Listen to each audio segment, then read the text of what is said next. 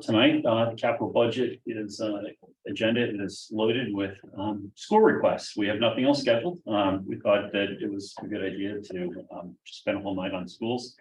And that being the case, made ourselves available to come over here just in case the discussion merits actually going to look at anything. I'm not sure it'll leave there, but that option is available.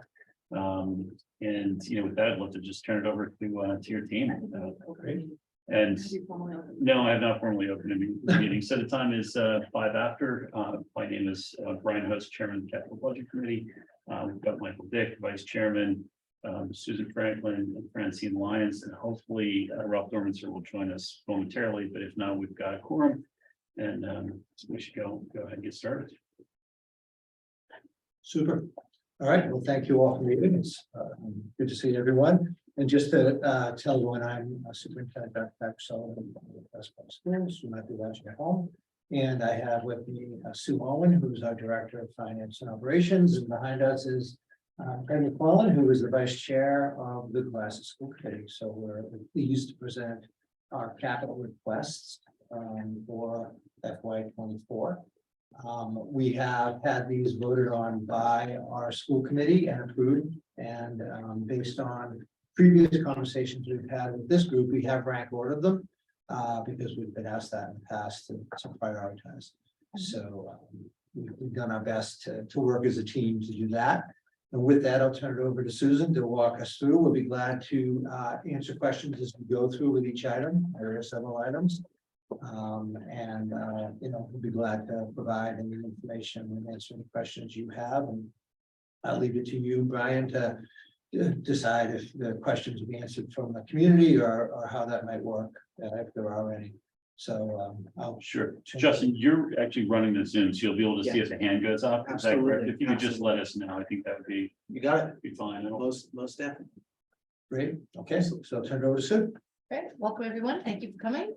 We're going to present the FY24 school budget, capital budget request. There's a process. We walk the schools. We do a facilities condition review of each building every year, which some of you have partaken in that walkthrough. We update the capital list frequently. We review all the priorities with our district leadership, our school committee, finance, and facility subcommittee. We also have contact with the facilities department to get their input on what the needs are. Then we try to identify other proposed funding sources. We present the list to school committee approves it, goes through it, and as Dr. Sullivan said, we prioritized it because in the past we've come to the meeting not prioritized and then come back with a prioritized. So we skipped that step and just put it in the order that we thought was important to the schools. And we also work with technology too, because we do have some dual needs and services. So we make sure that any technology request has been vetted through Ron Menard and team. As you mentioned with Nick Ferrari and facility. And also DPW. And DPW, which is Okay. So all of the schools related items, whether they're turning up on our DPW list, facilities or IT, they're all going to get presented and discussed tonight. So all the items that We were know. involved with the schools will be presented tonight. And Okay. will be presented, but just so you're aware and anybody watching are aware, it was a collaborative effort with those groups. Okay. Because there are, dual needs. So the next slide is our proposed capital list. It's a draft, obviously. You can see the order of prioritization. There have been several changes between last night and today, which are not here because this is the actual list that school committee voted. We did receive information through Michelle from DPW with Brian Joyce. Joyce. Yes. Yeah. So the bus parking lot, we have listed at 200,000. He said the price has increased to about 350,000. Further down below where it has the asphalt road and sidewalk between Deer Hill and Osgood, originally there was an estimate of 120. It's increased to 150 just based on cost of going up.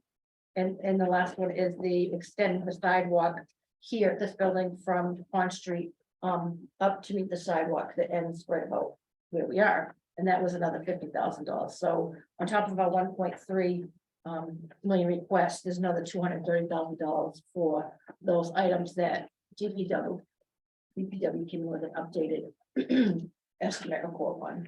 Yeah, we felt it was important and proper to present the list that actually our school committee had approved.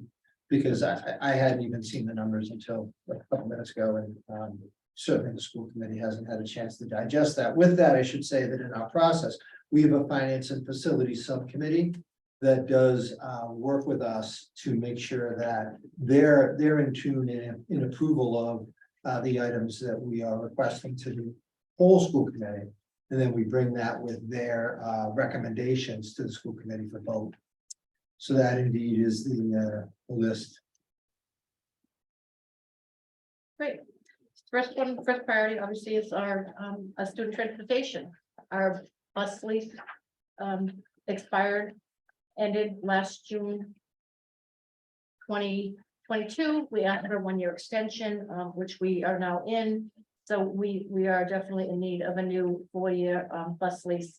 We have 8 diesel buses. It's a 4-year lease, and each year it will be $151,331 per year. And in addition to these 8 diesel buses, we're fortunate to have 1 electric bus coming through. So we'll have 9 routes, which would be great. We did look into the possibility of outsourcing using a transportation company, and throughout the process, it was not available to us. So so this was with the driver shortage, they were taking on new clients essentially. So this is where we landed as we created this. Other questions on the bus lease? I know this is something that. Yeah, a handful of questions. The 151, is that the total for the 4 buses, or sorry, for the 8 buses? Or is that after backing out the school's portion? That's the total. That's the total, 151. So it's 151 divided by 8, which is under $20,000 a year. Is that right? Per bus, Yes, yes. That's right. okay. And this is that's the number that they've given you going forward? Yes. Okay, and the second question is, this is a 4-year lease. Historically, we did a 3-year lease. And the reason we historically did a 3-year lease was because that was sort of where we could get a bumper to bumper warranty, so that we were completely out of the maintenance business. Now, I know we started with 3, and then we added a 4th, and we added a 5th year to the first lease, and then this is the second generation of lease. We added a 4th year. When that happens, and it's really important, have we maintained the bumper to bumper, warranty, in the sense that we're just totally out of the maintenance business with the exception of the small stuff? Yes, we take care of the small stuff, but they are under warranty because we extended the lease by the 1 year. So this is the same, and the price we did look at the 3-year lease, but going back historically, that, like you just said, 1 year we increased it to be 5 years. Right. This past year, we increased it by 1 year. So we were comfortable with a 4-year. The 3-year lease was more, Sure. obviously more money. And just so the question, I think, is the same type of comprehensive. I want to make sure that we have the comprehensive maintenance end to Yes. end. So if a transmission blows, an engine Anything blows, major, yes. anything, of that nature happens, it's completely covered by the bumper to bumper warranty. Correct. Okay. So just to make sure, so the existing lease, we're in an expired lease that was extended by a year. Mhm. And we're talking about replacing the entire fleet with new buses on a 4-year lease Correct. with a full bumper to bumper warranty. Correct. Okay, and that's 151. It just seems low to me. That would be, that'd be under 20 grand. I think we're paying over, but that's because you're moving from a 3 to a 4-year lease. Okay, look, as long as Is this still only at the end of the lease or? No. No. We turn it at the end. And just so not that you were considering this, but the option of extending another year, which Yeah. sometimes people, as things change, and it's not an option for us. It would be, there's a lot of red tape involved. It's month to month, and it might not be something we want to Correct. jump into. So, I mean, we could extend month to month, but after talking to we have a bus mechanic and Yeah. a bus supervisor, they're starting to wear, they're starting to break down. We're Sure. seeing them in the shops more often, so I think 5 years would be a stretch. especially with this type of bus, they're not as durable, I guess, is what I'm being told, as these are the flat nose buses. Yeah. So they want to go back to the old style with the regular bus, the flat nose buses, I guess, are not as durable, is what they're saying. Okay, The bus drivers don't like the flat nose, Positioning of the engine, I would imagine, I have no position idea. of the engine. okay, so we're also switching the type of bus. Okay, Yes. okay, that probably also explains why it's coming in cheaper, because the flat nose buses are more historically were more expensive. Okay, so that's why the number is coming in lower, because it's a, Well, we don't know that. We're Yeah. guessing. I'd be happy to look at the document. Yeah. I used. to The be lease leasing- document? I was in the leasing industry for 20 years. That's good, that's good help. Yeah, we can look into that, if you want the exact reason of the lower cost. Right. well, it's definitely part of it is a 4-year lease. But at least historically, and Mike's Yeah. point is accurate, it may no longer be true, but when we did this in the past, the flat nose buses were more expensive. Yeah. It may They not were be the case. promoted as, Safer. gotta have these, the old style Yeah. are no longer desirable, so. Yeah. It's now reversed, Well, it's, yeah, but as long as the It's a price visibility is thing. within what we feel is proper, then whatever you're calling for is what we'll get. yeah, I mean, this, I have another question. Yeah. How does the electric bus lease factor in here? It does not factor into this at all. It's completely separate. We were awarded the 25,000 at the fall town meeting. So it would be the 9th bus, At 25,000, yes. so all in, you're at 176, correct? And were Yeah. there were 10 buses like that. And were there not 10 buses? Is one of them not being replaced? We own, We own, Oh, you still have. we own two, we own two. we own two. But just let me pin this down.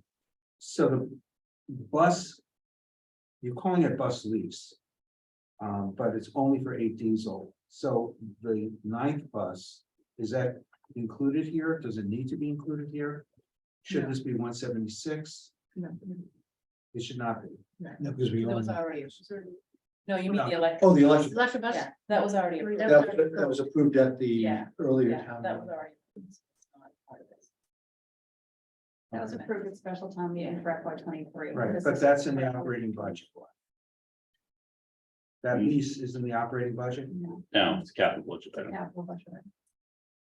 So where does it show? Well, it's 25,000. I'm not gonna make a big deal about this, but it just feels like there's a missing piece here. There is. You're right. Which is that, you know, we've never talked about increasing the fleet of the size of the fleet. Okay, When we first moved to leasing buses, we leased 7 and owned 2. And when we moved, you know, when we renewed the leases, there was a case made that we needed to increase the size of the fleet. So it went to 8 buses. That's how we got to 8, and we still own 2. So we never, you know, got rid of one of the old buses. When we passed when we recommended and town meeting passed the electric bus, there was no contemplation that that would be in addition to the existing fleet. It would be replacing one of the existing fleet, and that's the missing link. And it was, you know, it was discussed then, it was discussed at town meeting, so I think the missing piece is, you know, to go with 8, we need to understand why we're increasing the size of the fleet. And I think we also need to understand the status of the 2 owned buses, and where they are in their life cycle and how they're being used. Because we, you know, this is not unique to the schools. We have a sort of a constant sort of tendency to grow fleet without actually growing needs. And so I just think we need to understand, you know, what the right number is and why, assuming that electric bus is going to be one of the fleet. and then overarching this question and other questions that we'll be dealing with is your population and population trends. From where I sit, and what I've seen in some data, that the trends are slowly going downward. So again, the number of buses to serve the number of students. If if students are actually using the buses, They are. rather than driving themselves to school and the other classes. That factors in as well, you know, in terms of what is the load, what is the need, where's the demand for 11 vehicles. Another factor to consider is that we moved from a three-tier bus transportation model to accommodate school start times to a two-tier, which means that there are more kids on the buses, more kids using the buses, more need for additional buses. We actually need to put in 2 additional buses to accommodate that. Is a major factor, and our buses are full. We have Excellent. very full buses, and the bus usages. So we could share those stats, but that would be, just so you know, I agree with you. Yeah, But that's the two-tier change was an absolute. It just created a need for 2 additional buses. it makes sense. I mean, if you collapse from three trips a day to 2 trips a day, morning and afternoon, we need more buses. And I assume that there's, some business logic behind it, whether. Yeah, um, It's all and it really came from the community. It's, Okay, I more just- sleep, longer sleep. I just think we need to understand it. Yes. So I guess the key questions, I think, you present it however you wish, okay? Whatever, logic and analysis you guys did to conclude that, that's how you're gonna run it. But I think, we'd like to know, how many routes, how many buses are actually making that 2-tier run? Is it 8? I mean, is it 7? Is it 9? I Well, mean, yeah, it's 8 and it's soon to be 9.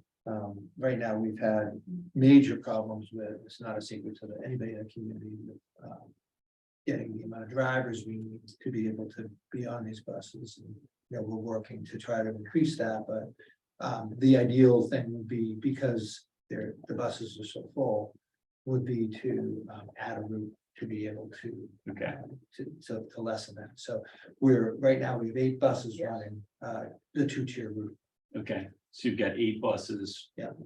Fully deployed, 2 spares. And an electric bus. Correct. Right, and then then the electric bus would be an add, so I think. I think to prove 8 versus 7, we just need to understand the logic of going to 9 routes. And the math behind that is, but I'm looking at other folks in the committee, I want to make sure we give them a guidance as to what we need to figure this out. It sounds like the right information. I have heard about the buses being very crowded. It's a lot of talk going out there in the social media It'll love it. environment. Yeah. No, they're right, though. It is, they are, we have a product right now where we've been struggling. We have some solutions moving forward, but to get drivers to create bus routes that aren't so full, that slows down the routes. Right. And remember, when I say 2-tier, what that means is you have all of our elementary schools from Deer Hill and Osgood, so that's K-5 using the bus, and then you have 6 through 12 is the second tier. So those are the 2 tiers. Okay, So- so they run the route twice in the morning, and then they run the route, Right. roughly the same route twice in the afternoon. Similar route, and remember with the 3-tier, we had different start times for Osgood. All Deer Hill. schools, yeah. So you had Osgood, Deer Hill, Osgood is a route, Deer Hill is a route. And then the 3rd tier was the middle and high school combined, because they have the same start time. And even with the bus driver shortage, where our routes are so long, we have to double up routes, which makes them even longer because they're so full. We can't just add, we can't sprinkle it around for Right. the remaining drivers. Right. So we're working diligently to get new drivers. We have several in training right now. To speak of what the Thomas bus, I believe, is, I don't think we're using it much, if at all. We need to retire the Thomas bus. They're constantly running. I don't know. Yes, but It's probably not recommended for number school to drive.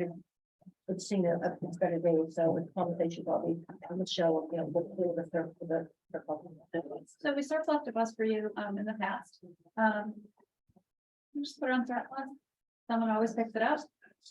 And So when you he do goes- that with just the one owned bus plus the 8 Yeah. diesel and. Plus the 1 electric. Yes. It is 1 spare enough. Yeah, If they're newer, I don't know. I mean, honestly, and because right now we're running 8 routes. We're gonna try to go with the 9. Yeah. We're not gonna see that electric bus on probably till December of 2023 at the earliest. You're not gonna see that bus. And there are some 20, limitations on 2020. how frequently we can Right. use that bus too. That was a consideration of ours, and we were considering it as one of the 8. Yep. It really didn't fit the bill for that, but it did, we are obviously interested in considering electric buses if we can do that but it didn't avail itself to us at this point, so that particular sort of experimental purchase is not necessarily a reliable addition to our 8 diesel bus. What's our best guess on finding the electric buses? I would say at this point in time, you're probably looking at January 2024 at the earliest. At the earliest, okay, could be as late as, could be after that. Oh, absolutely. Yep. There's no Okay. guarantees with supply chain right now on anything. And is that what's the delay is, just everything else that's going on? Yeah. Yes. Okay, Brian, could we recap for Ralph, please? Yes. On this list, what questions we have that need to be answered? Sorry for my being late. I was in all the other buildings. the good news is we've only got to item 1, and so we can back up pretty quick. Obviously, I assumed you're going to this middle high school. So back to bus lease 1. All right, great, thanks. So let me try to give a quick summary of this and jump in anyone if I missed this. But the first request is for a 4-year lease of 8 diesel buses, which is the size of the existing fleet. Okay. And the question is, we're discussing, and then we've got 2 spares, which are getting older. The question, that came up is where does the electric bus fit in that we've committed to, given the adversity to fleet growth? And the answer to that is twofold. Number one is that it's not expected to arrive here prior to January of 2024 at the earliest. So this time next year, it will not be here to be a part of this fleet, the fleet turnover this summer. Number one. Number two, the school is currently running 8 routes. So it's the 8 bus fleet plus the 2 spares as backup. And they're looking at moving to 9 routes based on the bus utilization, current utilization rates, and heavy loading. I think That's good. That's an accurate summary. Okay, and then the only other 2 points I add is that, Ralph, is that, we're looking at a 4-year lease as opposed to a 3. The school's accurately pointed out that that's less annual cost per bus. Sounds good. We asked the question as to whether or not that still includes the comprehensive bumper to bumper warranty, which is why we did the 3 years in the past. So as long as we make sure we're not putting ourselves at risk for major maintenance, then this could make sense. The other issue that came up, and we haven't really touched on it yet, is the bus design. Currently, we have the flat nose buses, transport buses, for lack of better terms. And I think there's an operational decision or instinct to go with more traditional buses that have actually a nose in front of the driver. We should probably circle back to that. Yeah, for just a second. unfortunately, I don't think either of us can speak to that, but if that's a concern, and something you'd like more information on, we can provide that through people that know what they're talking about.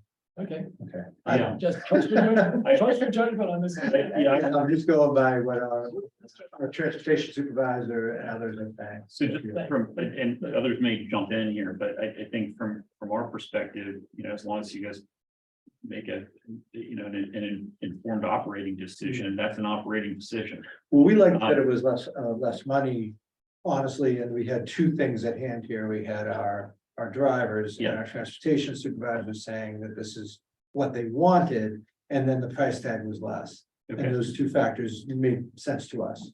it makes sense. I will just flag for you that at some point prior to probably any of our involvement in the bus fleet or even capital budget, folks looked at this once before, and there was an argument, these flat nose buses that we have today are safer because apparently there was an argument made that there's less of a blind spot immediately in front of the bumper. So that's why we ended up where we did, recognizing they are more expensive buses. But this is, this is an this is an operational decision really for you and, then see. you and your team to sort out. Yeah, that's. Honor. Thank you. Honor. Okay, Brian, so. you can hold on for a second while we connect Ralph. Okay. I just, sorry, Mr. Phelps, you're looking to get into the, Yeah, I the think Wi-Fi? I probably just am. I just got the password. Is it uppercase P in password? Yeah. It is uppercase P. And then the O is a 0? The O is a 0, and it's a difficult password. No, it's good. P, uppercase P and then. Yeah. Isn't it the $$, dollar sign? Yeah. Correct. Yeah. W, but the O is a 0. And are you on, I'm sorry, just to help you out, are you on vendor? Are you on the vendor? Wi-Fi vendor. Make sure I can help him to show it. All you have to do is just type it in. You're not alone. This is pretty much a consistent situation when people want to get on. It's not intuitive here. It's just as well. So while they do that, let's make sure we leave you guys with any follow-up requests. We definitely want to see the lease agreement. Is that just a copy of our existing lease agreement? Are they changing anything or is it a new lease agreement? We have an existing lease agreement. This is a, This is a different vendor. It's a different vendor. Okay, the Bluebird. That's Deco. okay. Yeah. Yeah, we definitely need to read this. I'll tell you, when we first did the leases with the buses, which was a new thing for everybody, including capital budget and the schools, they sent us a document. It was pretty hard to read, but there were a bunch of clauses that we removed that probably would have cost us between $50,000 and $100,000 upon returning the buses. Okay, So it's worth reading. Sure. Um, that's not a problem. We appreciate that. Thank you. What else, if anything, do we need from the school on this? Do we want the bus utilization by route? Is there anything else people I want? just want to know how the electric bus will be factored in and what the need will be. You said January of 2024 is when the bus is delivered. At the earliest. Okay, Could so be the end of this. Fall term of 2024, given population size and numbers of routes. We're at a point now where we're trying to decide whether to get 8 buses or 7, and looking ahead. Do we go with 7 buses on the lease? Filling in with some of our own buses to cover us until the electric bus comes. I would recommend It that. sounds like we only have one of our own buses. The other, we also use buses for sports transport as well. And with our later stop times, because we have later start times, I should say, we have later stop times, which means that at times, based on the length of the trip and the sport, we do have a need to activate a bus before our elementary has completed its route, which means you have to use a bus. So if the bus does break down, and these do break down, we have to be safe with them, and we have our spare in use, then that does cause a huge problem for any of our sport transport. So there's a lot of other factors like that make us feel, just to answer your I question. don't quite follow that in this. Up until now, we've used 8 buses. We're adding a 9th. And so knowing that the population is relatively stable. Mhm. I don't understand how if we're adding an electric bus, we're not reducing the fleet to keep us at 8 buses. What would have been 8 diesel buses plus. Now I heard 2 numbers, 1 owned or 2 owned school buses. So the question is how many do we own? 2. And they're usable? One is, if we need to use it, it's just for local. And it's not used often. Your question's a good one. I was just trying to address the second part of it, which was you were talking about the use of the buses we own. Right. And the idea of a spare goes into use when we have a breakdown. We need a bus to be able to continue our transport after school, for various reasons. The electric bus, this is where you have to help me a little bit, but the way we're not allowed to use it with the fidelity that we'll be using one of the diesel buses based on the contract. I know that sounds a little odd, but the way the Alternative Energy Commission committee will be able to explain a little bit more. But the bus is, from what I understand, is not a bus that we can use in full support of our fleet. So we couldn't use it every day in the city. So when we went through all of the debate on whether or not to go through with this, that was never brought up. Well, So that, do we cancel that lease, knowing that it can't fully replace a diesel bus?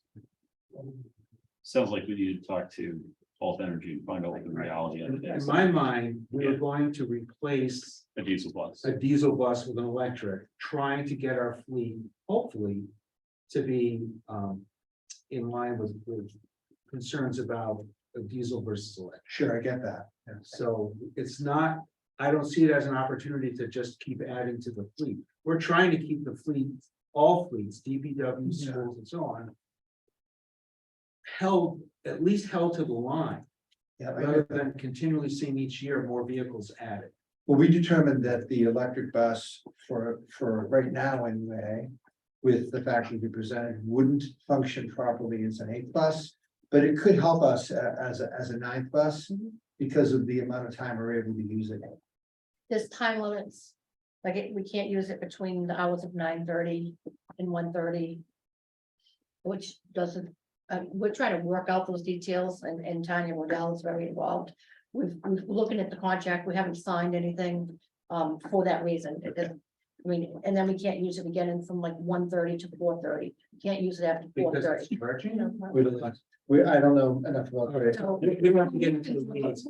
Yeah. Let's just put this up though as a question that we need to have answered. No, I think we definitely have to follow up with Alt Energy. I mean, we're not voting on this today. We need to follow up with Alt Energy. I think it's fair to say that everyone on this committee thought, or at least That was was, full use, yeah. thought it was a full use bus that would replace fundamentally one of the diesel buses in the fleet. If that's not the case, it's, it becomes very questionable. I mean, this wasn't sort of a well-meaning science experiment. It was an opportunity to put an electric bus into the fleet At a good cost. at an appropriate cost. And if that's not the case, I think the argument falls apart. So, Were you surprised by that limitation or not? Yes, I bet you. yes, and that's why Sure. I had reached out to Tanya to go through and look Sure. at the contract, and Michelle actually, because Tanya spent so much time. And like Tanya had said, she's had 3 salespeople. So, what the first person promised her may not be, or is not what the third person promised, so the hours got me sense, and what if we have an early release day, I can't. Bring the kids home half a day. Well, it's just, we didn't feel it was the dependability. We love the idea of it. We really would like to move in that direction. Appreciate everything that the Alternative Energy Committee is doing and would like it. It's just that it doesn't give us the ability to reduce one bus here off. You have serious reservations yourselves. Then, that's it. Yes, I mean, there's a mileage charge, it just as if you lease a car, if you go over a certain number of miles on it, there's a mileage charge. It was small, I shouldn't say small details, but there was a lot of those types of things that jumped out at us and said, the fine print matters. Yes. Just like the lease on the diesel Right. bus. You Fine can't- print is- can't have, okay. the windows can't be open. I don't know. So, Maybe Like I said, maybe there's a you lot of should be stuff to go suspicious why we're getting such a good deal. It's it is a good idea, we're excited to have it, but as a but- pragmatic there's limitations. feature. It can't do our field trips, because it can only run for so many hours for so many miles. And it changes, if it's colder out, it runs less miles. Less hours. Okay, Okay. all right, I think, I think that bus either needs to step into the role of one of the diesels, or it doesn't make a lot of sense at all. So we'll follow up with Alt Energy on the use limits, both time and distance. I think if I'm, Fine. correct me if I'm wrong, Michelle, is town council looking at that budget? It's in town council's hands now. Yeah. Yeah. So you took a red line right to it. So- Council has it now. Yeah. These are really, so what council will look at it from a legal perspective. These are business questions, right? I mean, town council is not going to advise you, on whether or not it's appropriate to have a blocked use window during the day, right? And this is, Craig's counsel, he'll tell you the same thing. It's not what they're looking for. It's a business deal. In terms of the terms, so That's disappointing. Yes. it is what it is, but it's better we know than get the bus and find out later. So all good questions. In the interim, with 100% certainty, this summer, the 8 bus fleet disappears. And, we need to be able to run 8 routes reliably, excuse me, between our new lease fleet and our spares. So let's talk about the spares for a second. We own 2, is that correct? And does my recollection was one is an 05 and one's a 2012, is that, That is correct. okay? And the 05 is the Thomas, Thomas, and that's getting end of life. yes, It's not getting a lot of use, but is it actually reaching end of life? according to the transportation supervisor, yes. Okay. Okay, so it really is a spare, it's not. a Yeah, we spare. have one that we actually. It's not even the spare, it's the spare to the spare. It's the spare, yeah. Okay, Yeah, there are times, in full disclosure, we can go out and try to get buses from other folks, like. Right, Hingham, if we run, Southwest. if we run short on buses. Yeah. It's kind of a gentleman's agreement, we can borrow a bus from Hingham or Situate and vice versa. But it's not. Not Not incredibly ideal. dependent. okay, but if we were to lease 7 buses this summer and pull the 2012 into the fleet as the 8th, we would have only the 05 as a spare. That's not a good situation. So a question to add is a plan from your transportation coordinator for the 2 buses with a focus, I think, on the 2005 and ask ourselves, should we be holding it? And I'm jumping ahead, but if we're looking at bus parking and you just told us that the price has increased by over 50%, if I did the math right. If we can reduce the number of spaces, if it doesn't make sense to keep that 05, that helps us with bus parking. That's got to be a decision that we folks look at. Yeah, right now, we don't, we have an unlimited access to how many buses we can park. Well, and I also don't, just to be, I don't know enough about the additional costs, which I did for the bus parking lot, which I just found about today. To even say that the reason is because of additional spotters or what it is. I'm just looking at it As a holistically. Yeah, It's in yeah. this, on this side, this and that side. it's a good question. I don't know. But really just a plan for. Can we get anything for the 05 or just, whatever.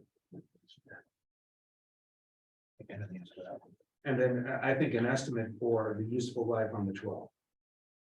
How long can we expect that to be useful? Right? Thank you. Brian, should we move to the next one? Sure. Number 2. Number 2, the next one is the bus parking lot. As you know, we've been trying for several years now. We have no place of our own to park our buses and call home. So we are actually renting space to house our buses, which is unfortunate, but fortunate that we have the opportunity. So there's been a lot of work put in and different ideas at different locations. And right now, the best case scenario is at the Deer Hill Elementary School. Glenn Pratt has been involved in getting some of the design work done and getting some of the groundwork running for us. So this is this is the front of Deer Hill. You can see this. See the driveway, as you move up the driveway, we turn here, you see the arrow is moving down towards Osgood. This is sort of The a 10 buses there. unused parcel of land that would be leveled and created to not only create bus spots, but also to create some additional parking. We do have very limited parking at Deer Hill and Osgood. I mean, anyone that lives in town and has seen an event that happens at either school. I park in the grass. Oh, It's pretty, Yeah. it's pretty obvious that we're lacking that, so it is appealing in both, for both reasons. And the number now is 350. 350. Yeah, then that's complete news. Yeah, That's a news flash for me, yeah. Well, so as I recall, you needed restrooms. So there's a, to the last bus to the right, there's a little right there. That is actually, a little bus office that would have Oh, restrooms and electric and, Plumbing. plumbing. So they would have a place to go, because same thing, they don't have a place to go right now. So the 350 includes that building as well, the depot, the little bus depot where it is.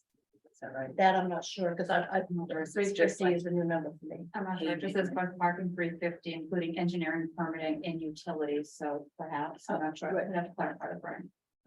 And I doubt it. Thank you. Yeah, I know. Yeah, it's- given what we paid just for something similar over at Denver Field. Yeah, I mean, this is a fairly, it's gonna be, basic. Yeah, How much But are you spending, sorry, how much are you getting spending going. now?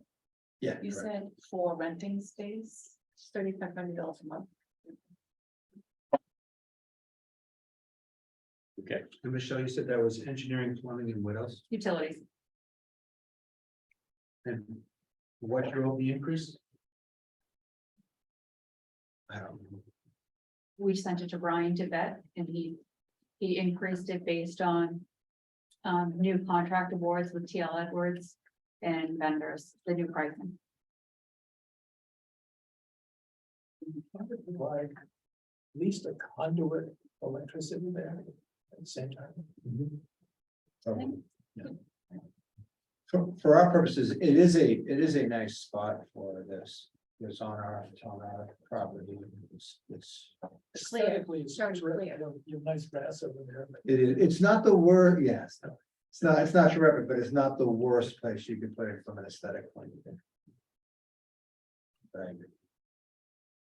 So At least your vision's away from the school. Your school's here. But, yes. So this only shows, unless my eyes are deceiving me, only shows 7 full-size buses. And Hey, maybe there's 8. Yeah. So where, and we're talking about possibly going to 9 plus the spares, right? Where would the spares? Sorry, I have an updated, I have an Is this- updated plan, Okay, that shows the 10, because I went back to Okay. Mr. Pratt and said, could you please put 10? Yeah, I was under, I thought It's it was 10. 10 too. I yeah. thought there was 'Cause 10. We need yeah. 10. So it goes to the left further. That's my recollection. I think we did put them sideways. They were all lined up like that, but just, Okay. my apologies. There's- Had so many versions of it. okay. And so the question then becomes, is the bus office included in this 350?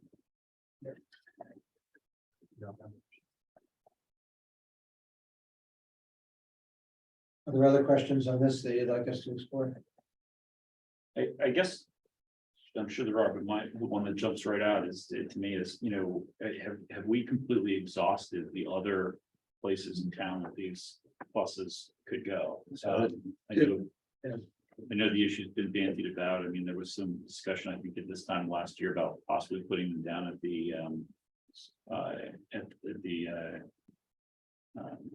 teen center. Oh, Was the last I heard. There have been many Yeah. places bandied about. Is there anything out there that is even remotely a possibility before we, I mean, we bought 7 acres over on 3A for the cost of this, right? Right, so we're looking into town-owned land, Yeah, but unfortunately, it's all extremely costly and it would all have to be built out, so I think no matter what we do, the price is still gonna stay the same, if not increase. Because there's nothing available now that's paved and ready to accept these buses. The only thing is when I drive up to the recycling center and I look at where they used to be. and I see all of those large containers. I say to myself, they didn't have to be there. And I know Carl would have a bird if ever I approached it to him. I don't think necessarily those containers need to be there. There's lots of space in back, as you probably know. This stuff, I don't. The original spot is still. I don't know, that's winnable or not with Carl. It seems to me that there is space, even where the wonderful new salt shed is, where those containers could really go, and that is those eventually. Anyway, it's just, I know it's been explained, we're certainly amenable to it. it's just. One idea would be to continue to park the buses in the student parking lots as you do in the summer. And eliminate student parking to that same degree.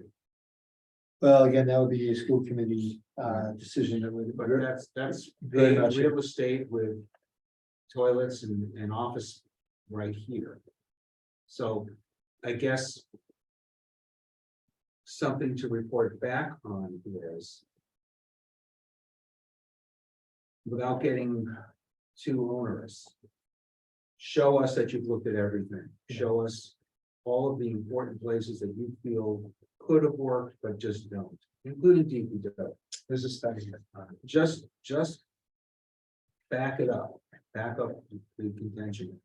I'm glad that you said eliminate student parking, because that's what it would. Yeah, but we also have school buses that we're paying for too.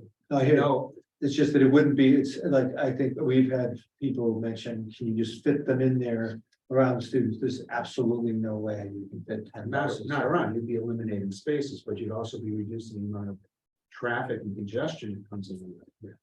I would disagree, I'm not sure that's. because true. you'd have if you've seen the lines of cars that come in to drop off, that's another problem in itself. That we've obviously explored through police and fire, and we've created a system that at least flows, if not flowing well because of limitations. I think that would cause much heavier traffic as people would be dropping their students off, which they do frequently too. Yeah, so I think you'd increase that, and the buses are already Right, yeah, right, correct. I was saying it would also possibly increase. just kind of the Fleet of buses. traffic in town would really be out of skew. If that- They're either gonna be on a bus or they're gonna be out on the traffic line. Or would it be less expensive to add student parking on these grounds? Without having to put in a bus office with comfort facilities? I don't know where you put it, but I understand your question. Just thinking about Yeah, we- the options You know, we've looked to at that. try and solve the problem. Yeah, we have a fairly large study that has looked at that. All the buses would have the closest parking to the building, so that their drivers can go in and use the facilities. And have the students walk the additional distance to the building itself. So We're choosing to have the facilities separate from the building here. Is there a reason? Well, ideally, you don't want, why they're not- you know, adult bus drivers coming in and using the facilities and with the kids in the building. It's not the best situation back and forth. It's not impossible. It's just it's a proper outfitted bus lot situation. That's what we should be doing. You know, obviously, we're trying to advocate for our needs and seeing what we can do with those needs. So, you know, right now, we're operating a bus fleet and we're using a private citizen's lot. I mean, there's lots of things that we can do.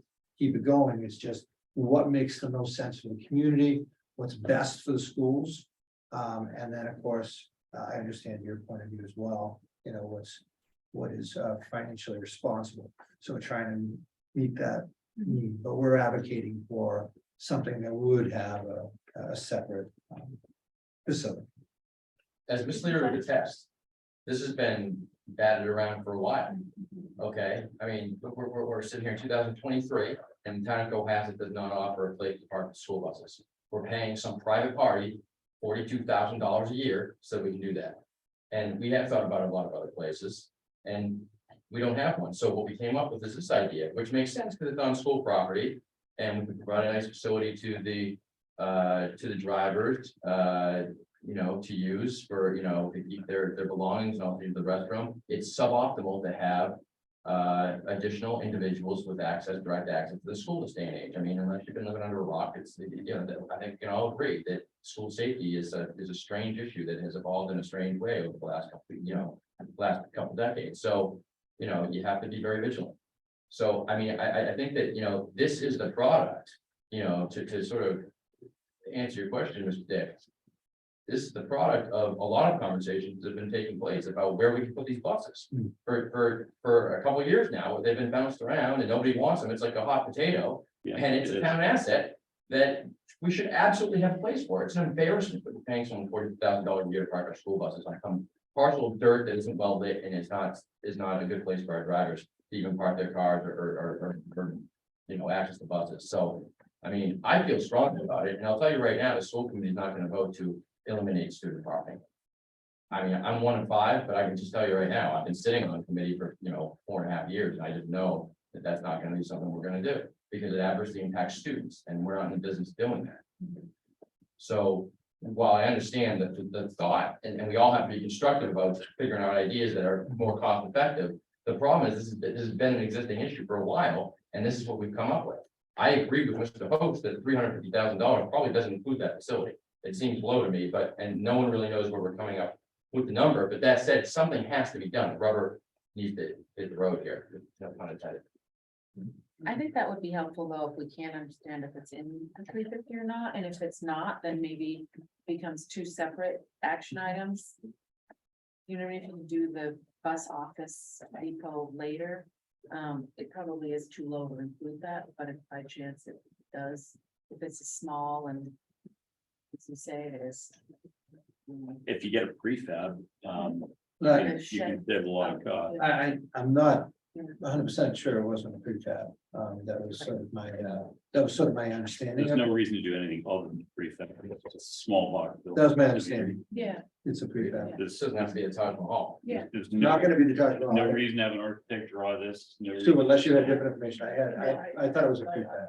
Yeah. So one last question, where did the bus drivers' personal cars go? Do they drive their cars? So they could- And then, Right, existing, like right now? no, in this model. It This shows the parking, spaces. yeah, this parking spaces, Oh, okay. Those are new, those don't exist currently. Right. But again, when they're off the lot, it gives it more parking. So like most of our events are, well, a good deal of our events are after hours, and you know, that anything that's after hours would be, we have this additional parking. And if the town ever did anything else with the fields and had, you know, which is something that they can look at some point, that would be additional parking for those access. Because I mean, they're very, very limited parking. In those areas. I can attest to that. I assume, however, there is no facility at current 3A parking lot where the buses now are. There are no facilities there. There are facilities there. There are. There's porta potties, right? There are facilities they use. There are They're- facilities there. they're allowed to use, the building that's there, until he rents it. Once it's rented, they're not, allowed. So there's something. They're And metered. if you've ever seen I should say, a gas station bathroom. It's an old like mechanic gas station bathroom, Yeah. it's not. That's what it is. Because It's not like it, that's. what it is. That's what Right. it is. No. Agreed. But they But it's can not only use right the next to where facility. they park buses though. No, So it's not. it's up the hill. not overly well lit. I mean, we're all familiar with the area, right? It used to be a Right. car auto repair facility up the Right. top of that lot, Yeah. off 3A. The buses, we've seen them probably parked on the weekend or something like that. They're parked down low and it's, you know, it's uneven terrain. I mean, some of our drivers are a little bit older. It's just, it's not a good. Oh, I know. it's not a good situation. I know. And they only have access to the bathroom. They don't have access to an indoor area to sit. You know what, frankly, I'd be better off if we weren't paying someone $3,500 a month to use it, right? I mean, it's just, I mean, we're just throwing money out the window there. That's what that's the thing I can't stand the most. Is My that, neighbor is getting rich, don't you understand? yeah, I don't like that at all. Right. Anything else on the bus? No, I think it'd be helpful to forward the study that your team did, looking at the alternatives. I think it would probably answer a lot of the questions that you're getting in this meeting, and And we appreciate that. There's a Yeah. huge, Yeah. the Glenn Pratt went, we went all over the place. We'll get that to you. Yeah, sure. I think that would go a long way. It's very comprehensive. And we did even reach out to the NPTF. That's right. I got it. Shall we move to the next? Mr. Host? Just one last question on this. Are the buses really in their homes much at all during the day? I mean, I would think the buses are up and out by 6, 7 in the morning before people are, are arriving in school parking lots. I mean, that's the piece of it that I've never understood. I mean, I think of the buses as being on the road during the day, so I'm not really sure why they would conflict with, any of the other parking demands on any of these lots. Because when the school's in session, the buses aren't in use, they're just sitting They have to go somewhere. For a couple of hours in the middle of the day.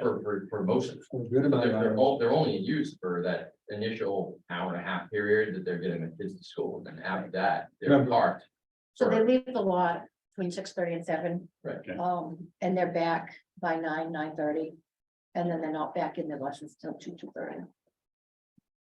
So it's 4 or 5 hours in between the That'd be days. quick. Okay.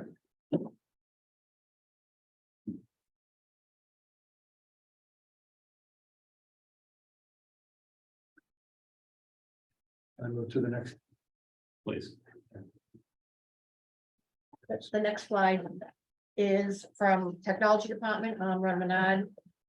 As we know, the last 2 years, we have the replacement of aging Chromebooks, so we're in the 3rd year of that lease. And it's $52,000, so this will be the last year of that lease, and then he would be looking at something else in the future. No, Okay. I don't have anything to add to that, other than, Yeah, so this is the 3rd year of the existing. Third lease, year of the- And then we own them, and then the question is, how long do they last? correct.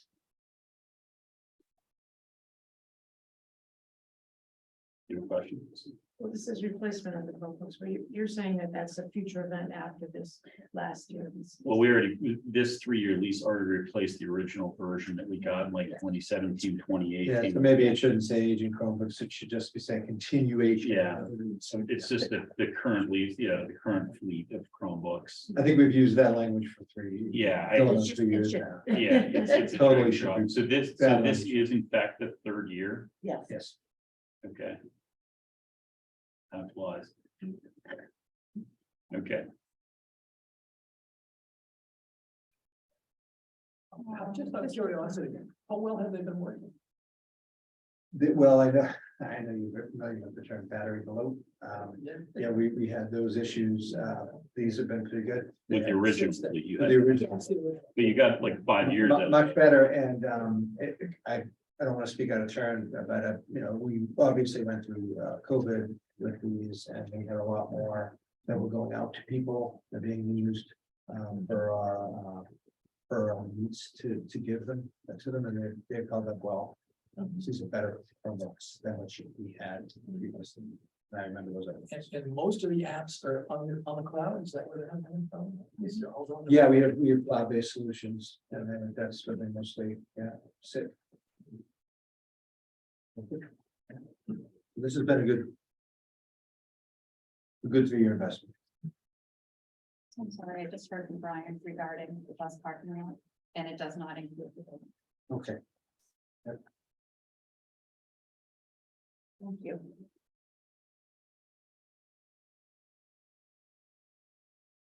So then, good.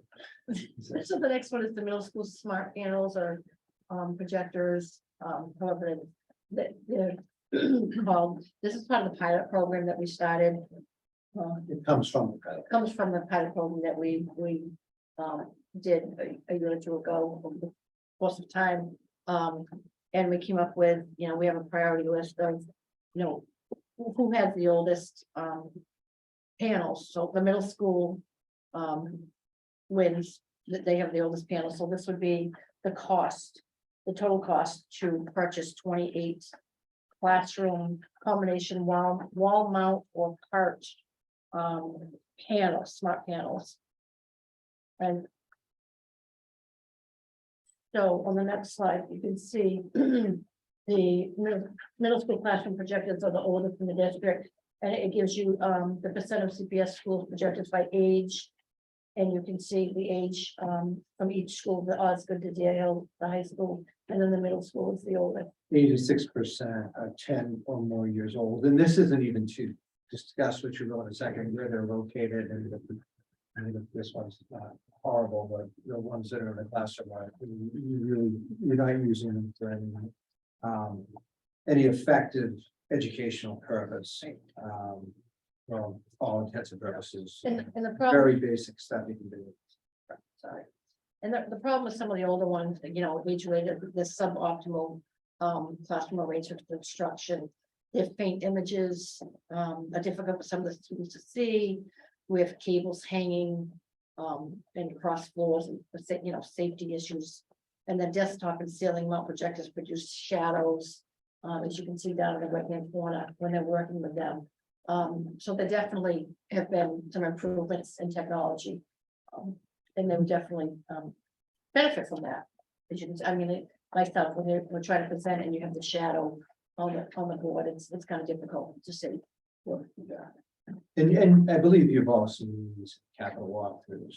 I mean, this is indeed something you could see if we wanted to coach that, but I think you have a good idea just from those images and what you've seen, in my opinion, if I'm wrong. Please correct me. And yeah, during that pilot, Director of Instruction Technology researched the projection solution for a year, and then some, collaborated with faculty, piloted interactive panels before making this kind of proposal. The advantages would be enhance the student learning, better image quality, better technology. They're more flexible, they're interactive screen, and they're easy to install. So remind me, in the pilot, you looked at different vendor Yes. solutions, and this is the one you guys. We did, we looked at several models. And there was a team of people that actually did, that worked together to view the different models and what worked and what didn't work. Yeah. So the 14% that are less than 4 years old, those are being retained. Those will be retained. So you've got 28 classrooms that fall into the 86% category. That's correct. Yes. So I suppose I could do the math, but that's what, about 4 or 5 classrooms? That are okay. that are okay. Yeah, that's about right. If you think about the most, yes. Yeah. And are those pilot rooms? I mean, how did those newer devices get in there? They broke down so much, a couple of them are pilot rooms, we have a couple of, like, for Okay, instance. and a few were just flat out break and replace. Yeah, well, and I think before we did the pilot, we were trying some things as well, when we launched on the pilot. But, yes, essentially, and again, they may not, they're not. As I understand it, and I can actually look into this, I mean, I have more information on this that I could actually show you on the screen, in fact, we wanted to get into it, but. This particular slide doesn't necessarily show the smart panels. So that the 14%, Mr. Jeff's point, the 14% are not smart panels, they're just newer projectors of the old model. So in other words, those insufficient projectors, they're just new, like this is a new one, for instance. Okay. That's what we have, and they're serviceable. We don't want to make, but we're replacing the ones that are absolutely 10 years old now with a better product because it actually helps them learning. And we're dealing with these because it's insanely bad.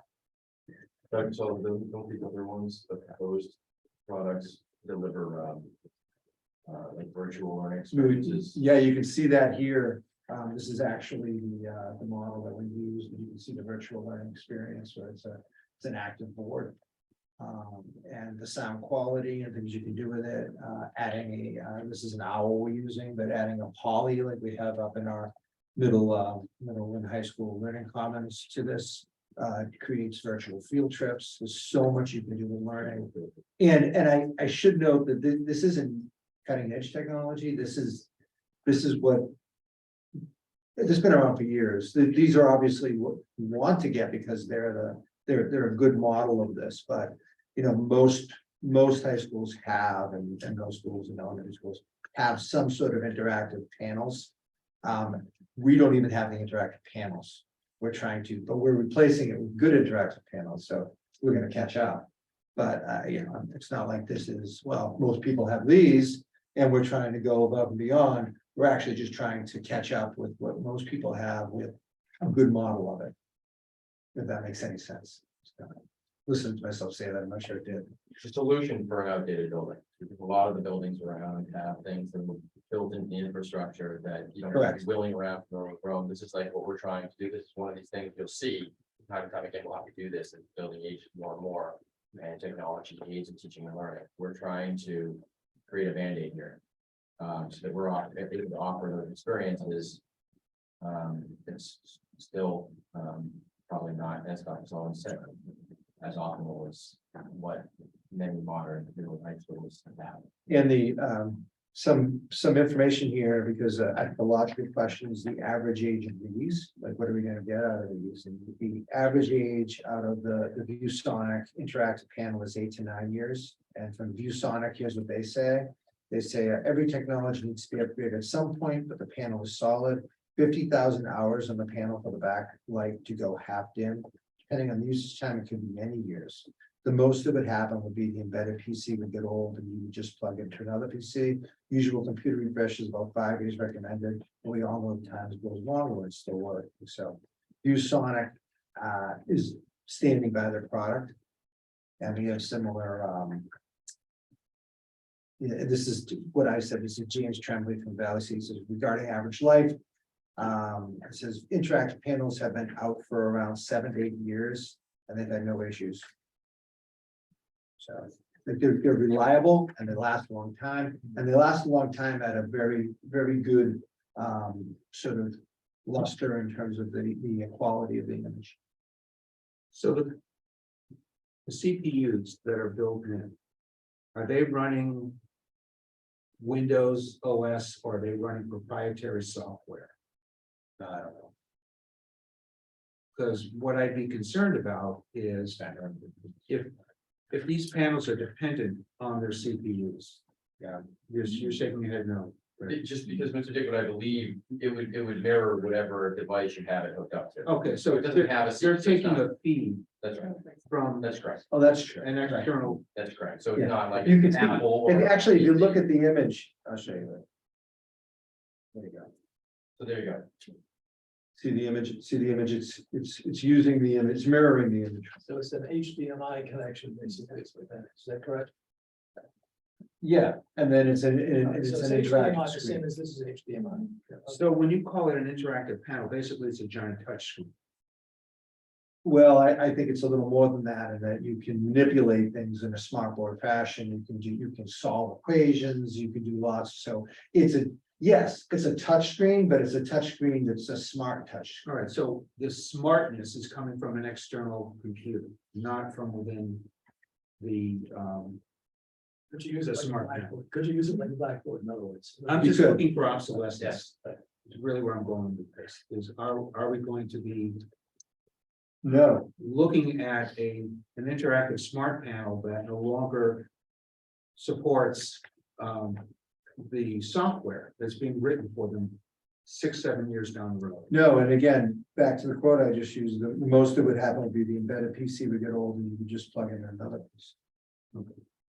But it's not, so the panel itself, the technology itself is gonna last for, according to ViewSonic and other users, 8 to 9 years. And then in education, you've gone from projectors now to interactive smart panels. Way back, we've done that, that's 8 years. So what's ahead of interactive smart panels? Well, I mean, there's virtual reality that we've looked at and, you know, we've used that. I mean, certainly these owls and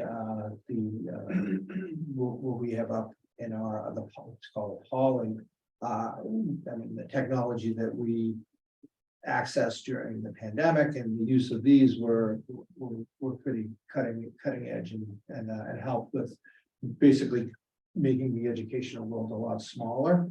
And that's always a good thing. So I would say there's a lot to see in that. The use of one-to-ones, I mean, here we are, What's a one-to-one? well, we're all one person for one computer. And how that interacts. So we all have computers in front of us pretty much, and that's happening in our classrooms.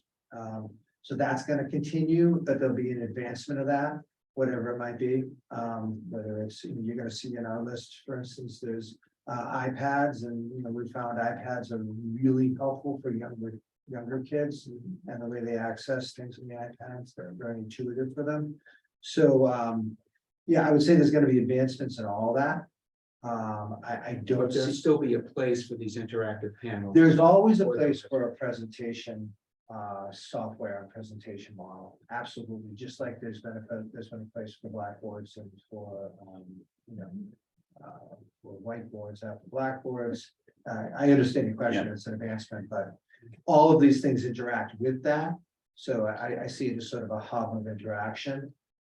So yeah, I think we definitely get with 8-9 years. And the other way to look at it is we just can't compete with what even these 8-year-old technology can do with what we have currently. So if you think about what we're replacing it with, like these are all breaking down. They're old. They're not intuitive and educational. We have to replace it with something. Why would we not? We're not going to replace it with the same thing. That's problematic. Doesn't get us anywhere. This is a much better way to move. If there was, you know, if I could advocate for something that was a virtual reality system, I would do so, but it's not appropriate for what the context of where we are, the building we're in, and the technology right now. And then the other 3 schools, what's the plan for changing out their projectors? So there is a plan. Go back to me for a Yes. second. Let's see.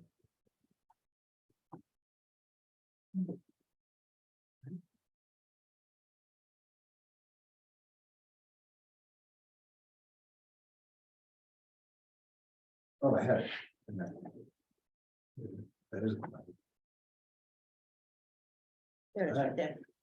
I can just make it bigger so you can see it. So there's a plan here, that So they- Mr. Dick, I don't know if you can see there. I really can't. But I know, I'm sorry. It was, we have so much information, it was hard to determine what would be helpful to you. Can you see that a little better? But it's ironic you can't, because Highlighting the need. if we had a better system, you'd be able to see it pretty clearly. But this is the 23-24, 28 classrooms in the middle school. You know, we do anticipate the high school needing them, Deer Hill needing them, and Joseph Osgood needing them, so that we're updating, you know, all of our spaces just to bring it up to what we need. I had a whole series of options here too at the bottom. I can see you've got several you could choose from. We do. Yeah. We looked at all those options, and that was what the pilot did. And the pilot was, you know, literally working with all of our staff, giving them the opportunity to teach a class with these and listening to the vendors and getting comfortable with them and really determining what was the most effective model for us from a learning perspective. Did So- anyone look at it from a technology point of view? And the technology would be, what is it in fact, are these pure LEDs, are they OLEDs? What are they? And the reason I ask is I'm fairly concerned the saturation of UV energy on people is enormous now. Yeah.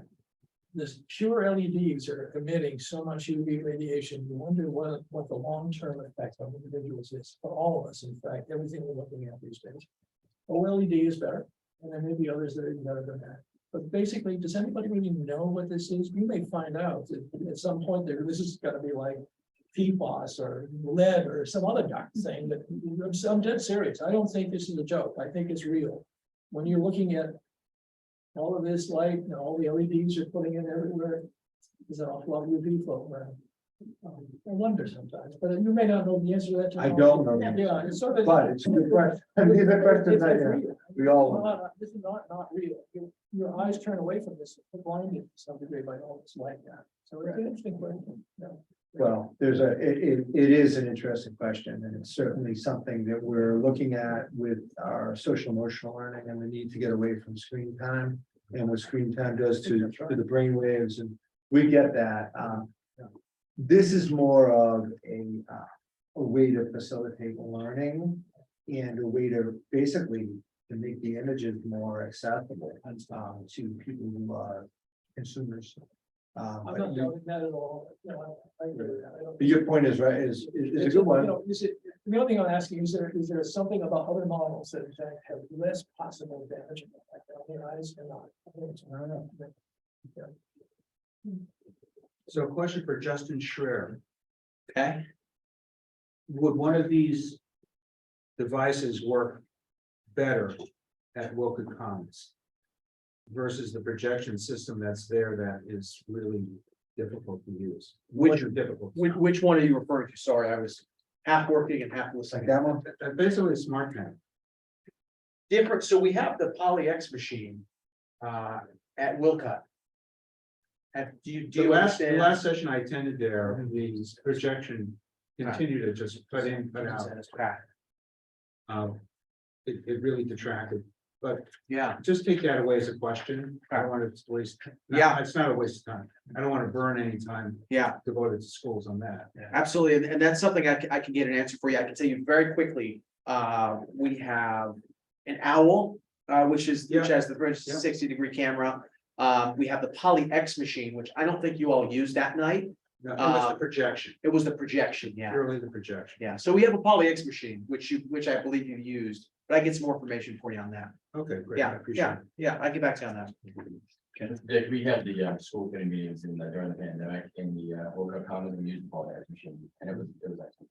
All right, so you're seeing presentations, you're seeing Sure. decks. Everything, you're PowerPoint seeing, decks. people can see you, yeah, yes. All right, so then it's just, let's talk. Okay, Thank you. absolutely.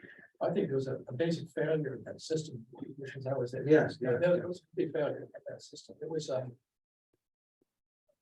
probably somehow the light source itself would burn Okay. itself out. Okay. It was going out every 10 seconds to 15 seconds. It was Okay. bad. I think, and I don't wanna continue this right now, but I think as I heard, I think it may have been the HDMI cable. I think there's a short in the cable, which is why you saw it kind of flickering. I wasn't there that night, but I think, well, we're definitely looking into that. Yeah, Very good. yeah, Thank you. absolutely, yeah. The only thing I would, add on this ViewSonic panels would be to ensure that there are good experiences in other towns, that there are no Yes. fundamental flaws in this thing. That's all I'd ask. Yeah, Just somebody who said, I've had it for 5 years, I've had no experience, had a good experience, no issues. Kids tapping on it and it's not destroying the screen or whatever, just so you know what the downside could be. It's kind of the scare is that there's something you haven't figured out and no one thought to ask. right. Kind of question, right? That's what we always face. You know, That's a great point. The view, I will say though, that it was very well vetted with the best models, the Epson, the ViewSonic. The ones that we put up as the pilot are pretty much top of the line. So we were always selecting amongst a select, very heavily vetted few. Okay, so I just two questions. If you could get us the exact model of the configuration that is being proposed here, that would be helpful. Yeah. I think a lot of the technology questions that people are asking, that we can probably figure out ourselves just by frankly going onto the vendor site and poking around the spec sheets as opposed to grilling you folks. that'd be great. It might really help us. So just as one of the follow-up items, and then I just had a couple of basic math questions. If I'm trying to figure this out. So this is 28 rooms. How many rooms are we not replacing in the middle school? Oh, I don't know, I'd have to look. It's, Yeah, I don't know. it's a handful. It's small. Okay, Small. it's a few, let's just call it a few. Okay, so here's what I'm struggling with, there's 300 and whatever, 320 kids in the middle school. We're talking about 28 rooms, plus another handful of that we're not replacing, which brings me over 30 rooms, which gets me to roughly 10 kids in a room, or a large number of rooms that are sitting empty for big chunks of the day. What am I missing? I'm sorry, could you say that, could you say that again? So I'm just doing some basic math. This is just the middle school we're talking about, right? So we're gonna replace 28 rooms. Yeah. Okay, plus there's another handful of rooms that we're not, classrooms that we're not gonna replace. 'Cause Yeah, I they've think like got- 3 or 4, or 5 maybe. I mean, Okay, they're so not call it gonna- 30 rooms, Sorry. 31, 32, doesn't matter. There's about there's 320 kids in the middle school. Yeah. Which means if we're fully utilizing a room, that's 10 kids per room. Yeah, So are we, I know we're not running class sizes of 10, or do we have large numbers, which means we have large numbers of classrooms that are sitting empty during the day, we have some, roughly half. we have some numbers, but we do, yeah. We have some large. And also. So you're asking whether we're outfitting unused rooms, is that what you're saying? Well, I'm asking if we're fully booking our rooms. It sounds like we're We don't not. have, yeah, we don't have spare rooms. Well, some of the arts don't have the panels in it, like the music room would have, I mean, some of the rooms don't have those type of panels in there. That, you know, It's not about panels. I'm actually literally, this is just a question of space utilization, because the numbers don't add up to me. We've got 320 kids in 30 some odd rooms in the middle school classrooms. So if you'd like I think if you go to the building facilities report and you want to look at that, they can tell you that gives you a breakdown of our classrooms and classroom usage. We can Okay. add that, so I don't have that handy right now. But I think I'd like to get a report in rather than having us do an analysis. To understand if this number 28 is actually the smallest possible purchase. Or if there is an opportunity to reduce the order in order to match the population. Well, the issue is whether we're using it all at once or using it, we use every room in the building. And so like when the kids are in that room, they need to be able to access. I mean, they're portable, but you can't be moving them back and forth between rooms. So the question is, do you want to have rooms in a building that don't have that aren't outfitted with this technology? Or do you want to make sure all of your spaces, all of your line spaces are outfitted with appropriate technology, which is what I would advocate for. That to me is a more pressing question. Okay. Yeah, what I'm wrestling with is that I agree, you should outfit the rooms consistently so that, teachers walk in and any teacher can walk into any room and immediately fire it up, right?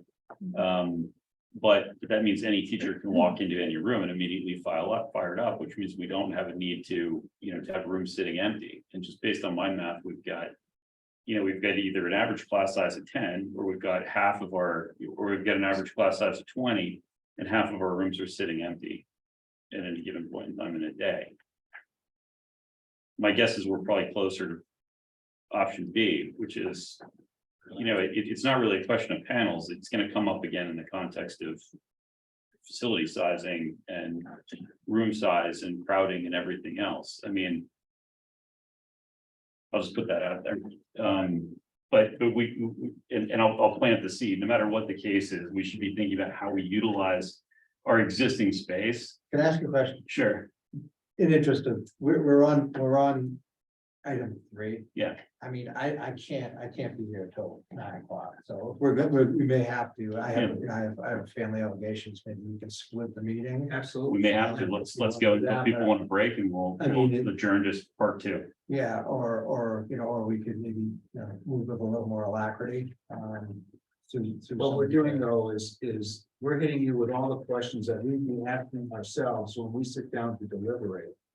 I We understand actually that. go through all of our notes. I know, but it's 6:30, Yeah. we're on item I 3. think we should absolutely hard stop at 7, in my opinion, It's fine. and schedule whatever additional meetings are required to get through your list.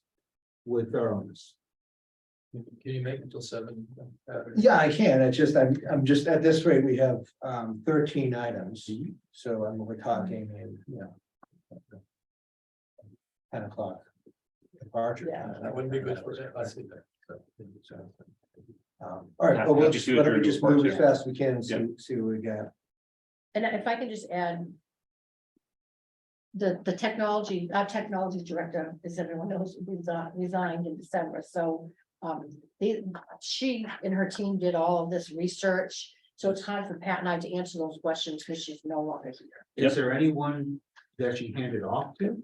Yeah, we got that taken care of. We can answer the questions. I can look at the documentation and give you the answers. It's just that I don't have some of these answers right now. Okay, Right. yeah, if you could just forward us the device choice, that would be fine. Sure. I think we can literally hunt down the answers from there. I mean, there's no need for you guys to investigate the technology questions. We're happy to do it independently. Let me just ask the committee, is everyone comfortable with calling it at 7? Call whenever people are comfortable. Happy to do 7, whatever people want to do. I think that's So fine. so the next one is the Deer Hill and Osgood iPads. So the iPads in both schools, both elementary schools are, I think, go back to 2015, 2016, so they are aged. The Apple released the new iPad operating system, and unfortunately, none of our current iPads will be supported, and they won't be able to receive any updates. So realistically, it's time to probably upgrade along with them, and this would outfit both the elementary schools, the cases and the charging stations. Okay. Is this basically 1-for-1 replacement of what we already have in terms of fleet size? We're roughly Yes. at 250. Okay, Yes. we're not adding grades, subtracting grades. No, we're not adding anything. Do you Okay, have an estimate on the price per unit? Yeah. well, it's capped out at 371 fully loaded with cases and charging stations, which is, That's right. it's about the right number. So, And okay, these are all, I'm just double checking, these are all Wi-Fi. Not cellular. the ones we have currently are, yes, Right. they're All Wi-Fi. right. And And these would have the minimum amount of RAM on board. Since you're not really saving anything to these iPads. I think that's a better question that's answered by Ron and our team. Well, I can probably help. okay, They're the ones that, purchases everything. We have 9th generation iPads, 10th generation iPads, there's gumdrop cases that we need to buy. There's licensing, there's charging stations. There's a lot of upgrades for these devices. Well, whether it's 32, 64. Right. Sure. You'll know. They just don't, they don't have the capability of receiving any of the security update. No, agreed, the absolutely. the Yeah, screens and- are fine. and- There's also the consideration for, after a while, these iPads, they stop receiving updates. Right. Because they age. And they won't be able to support our Yeah. software like Dreambox, Alexia. So, But these are the originals, if I remember. I don't think we've ever replaced No. these. This was from the original digital rollout in like 2017, 2018. Okay, yeah. so the touch screens died, just like your cell phone. does, This, too. I think there's Except for summer 257, 2016. Yeah, okay, And that, yeah, and the batteries died, okay, it's 257 of them, I think. we Yeah. said. the number sounds about right. Right, The retiling of the classroom at Deer Hill, so it should take continuation of the retiling at Deer Hill, so, the last 2 years, we have, attempted to, and what we have completed, the retiling of some of the classrooms and the hallways. We still have, several areas to go. So this is just a continuation of the replacement, the floors are in a state of disrepair. Some of the corridors have already been replaced, and I think if you look at the next, this is what some of the floors look like now, and then if you hit the next slide. Yeah, this is what now the new hallways look like. Right. So this would be a continuation of that. okay. Is this Nick's number? So next number is $300,000. To do the whole thing, right, to complete the project, it'd be 300,000. So there's 200,000 on this Yes, deck, so is that incorrect? this just changed yesterday, so, I mean, we met. Okay. As of yesterday, so. Okay, but the idea is to finish the project, Yeah. this shot, Yes, 300 more done. Okay, all, at that point, all the tiles, the entire school. that was what Nick said, in Yeah. order to Okay, complete. and does that include the carpets in the classrooms as well? Or did we already do that? We have already taken them out. We have classrooms that, we don't have carpeted classrooms. The only one is the library. Right.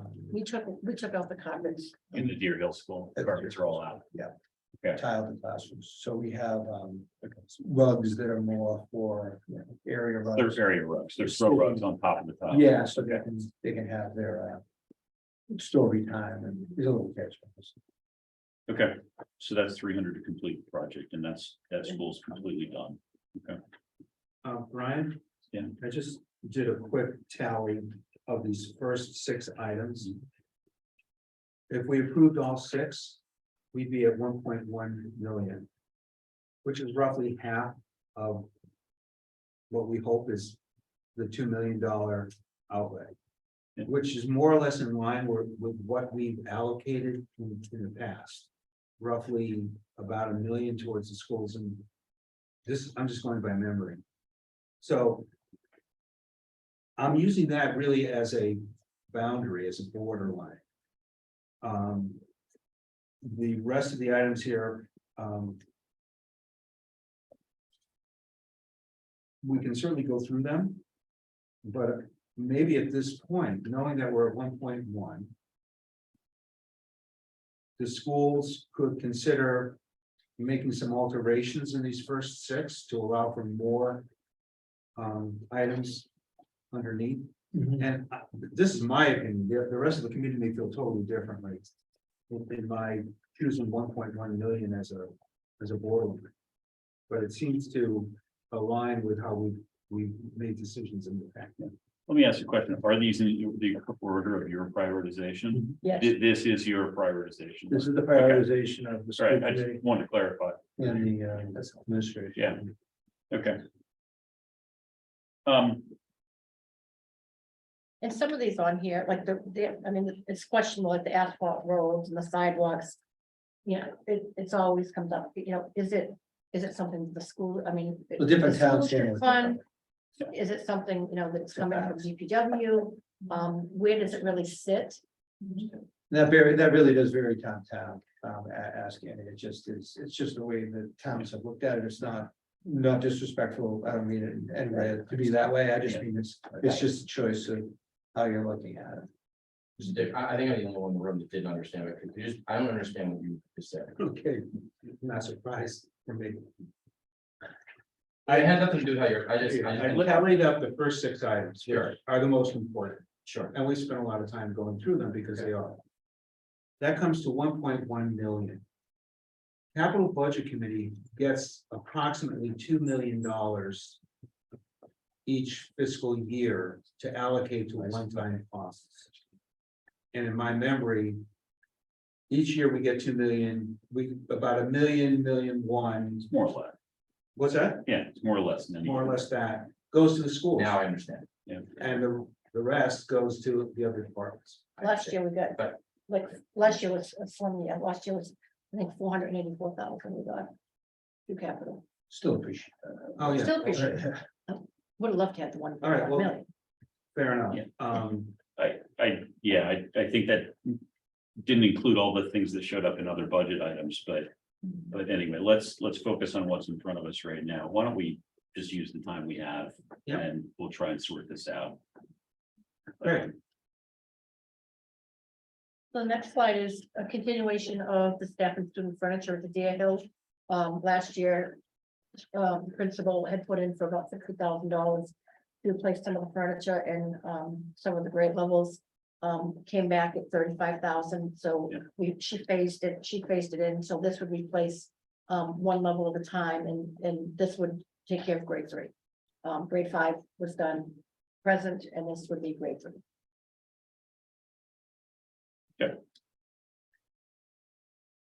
So, sorry, grade 5 was already done. This is grade 3.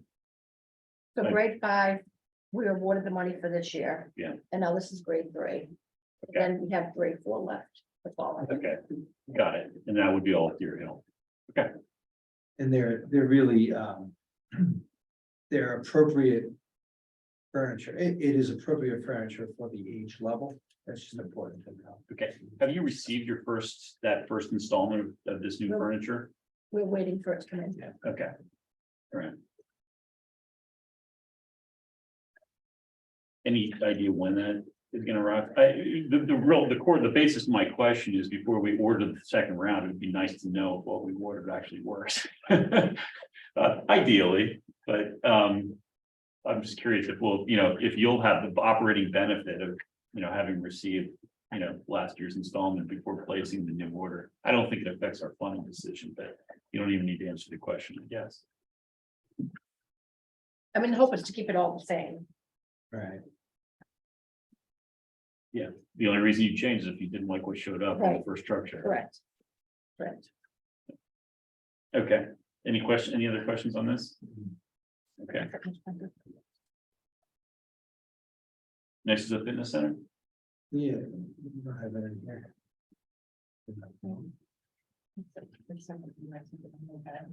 This is the one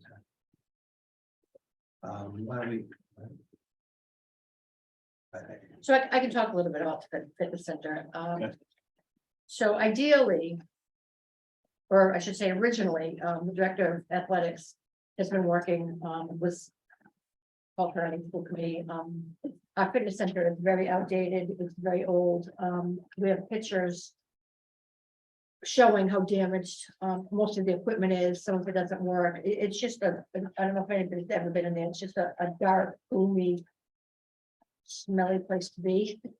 And the athletic director hopes that he can fundraise, and It's in your packet. You can see it in your physical packet. he's hoping to fundraise and reach out to boosters and get donations to fund the whole project. But again, we have to listen on capital so you can see what it is he's looking for. Mhm. And of course, he would also love to have help with some of that if capital felt they should. So it would be a lease. It's a 5-year lease at $48,000 per year. He's willing to pay the first year out of his athletic funding. And he's hoping within the first year or second year that he has enough fundraising and donations to pay for the thing. But we wanted it on here, so it was visible to capital of what our intent was. Miss Owens, at least own, isn't it? It's leased to own, yes, sorry. So at the end of the lease, for $1, we own all of it. And this includes a whole new floor and all new equipment. When you say a whole new floor, you're talking about tiling or? The floor is a rubber, It's a rubberized. rubberized surface. It's old and dinged and Not shock absorbent. and then the second slot page in your handout shows kind of the setup of what it would look like. And in the center of that diagram, there's a larger piece of equipment, and that's handicap equipment. So if we have any handicapped students or staff, they can go down and use a handicap. I don't know exactly what you call that, like an all-around gym. Mhm. And then off to the right is just kind of what, it would have our Skipper's logo on it. You should note that although these are priorities that prioritize, they're all important, and this is the first item, okay, at number 8. Because of, other requests that have to be made, that really reflects a new physical improvement to the physical plant of the school, right? So, I mean, aside from the bus parking lot, which could arguably be one, which shouldn't even be doing, have to be done at this point, but this is the first sort of intramural improvement to any of the schools on this capital list, because other things are just, we have to replace Chromebooks, we have to, so it's important to note that where, okay, we're saying the first 6 are the most important list, but they're all very important. It's just that some things take priority. You have to have buses to get the kids to school, right? You have to have the Chromebooks in order to teach the lessons. You have to have projectors in order just to replace these things that aren't working anymore. But this is finally, you get to number 8, you see, okay, now we're making an improvement to the school. I just wanted everyone to sort of take note of that. Thanks, Greg. And also, I mean, It's not just for our students and staff. I mean, we have a lot of the policemen come in after their shifts.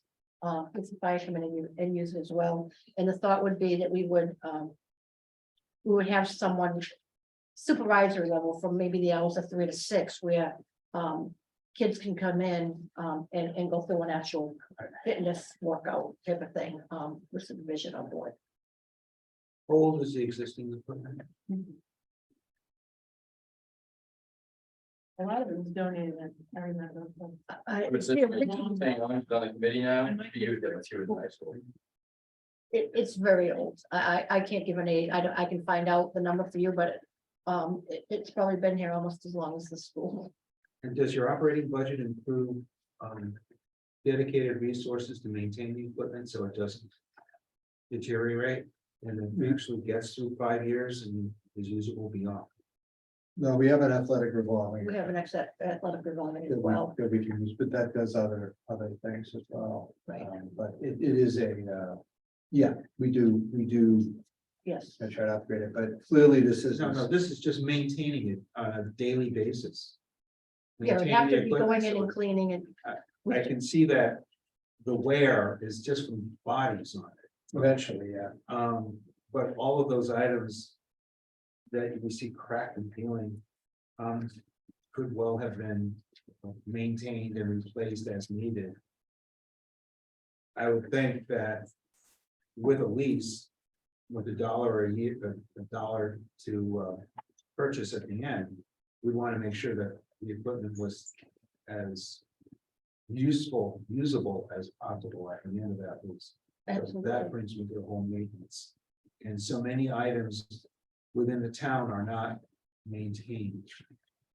And you have a culture of throwing things away rather than taking care of them. So that's a soapbox statement, but it's applicable. Totally understand, and yes, there would be something definitely in place, because it would be state of the art, brand new. I would hope we would all take care of it. We'd have to, yeah. And Yeah. like I said, if we're gonna, have someone in the fitness center, monitoring, that person may then, we haven't got that far yet into it. But maybe at the end of the day, that person is the person that goes in and cleans off all their equipment and stuff as well. There needs to be someone responsible, because if no one is responsible, it doesn't get done. Right, It's just everyone feels it's somebody else's problem. right. I think it's an excellent Ultimately, point. it would be the athletic director, right? I mean, it's under his purview, so. it would Right. be the athletic director. I think it's an excellent point. Yes, and also the building principal. It's used for gym classes too, and. So the monitoring piece is pretty important, because I know when my kids were high school age, they could never use the facility, even with its old equipment, because there was never anybody to supervise. That's They would run around the school trying to find a teacher who'd be willing Yeah, to supervise. So Yeah, I think that's imperative. it's a huge. We're not piece of gonna it. have a monitoring person then.